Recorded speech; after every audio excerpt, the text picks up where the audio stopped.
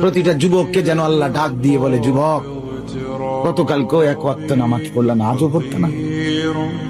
আমি মালিকের একটা সেজদা দিতা না?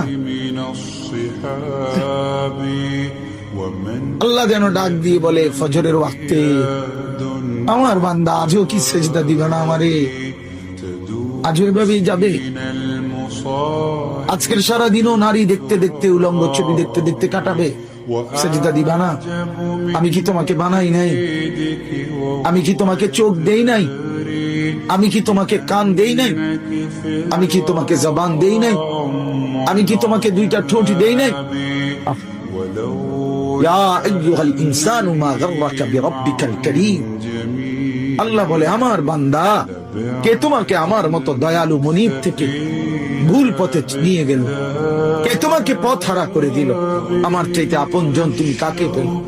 এত বড় আসমান যিনি দিলাম, আমি আপন হইলাম না? এত বড় জমিন যে দিলাম, আমি আপন হইতে পারলাম না? প্রতিদিন তোমার চোখে ঘুম পাড়ায় দেই, আমি সেই মালিক, আমি আপন জন হলাম না?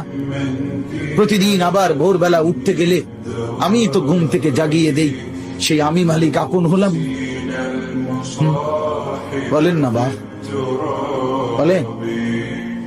আমার বাপ বলেন, একজন যুবক, ভাইয়া তুমি ভাবো, তুমি ডানে বামে তাকাইও না, দয়া করে অনুরোধ, আরেকজনের দিকে তাকে, তুমি ভাবো, তুমি ভাবো।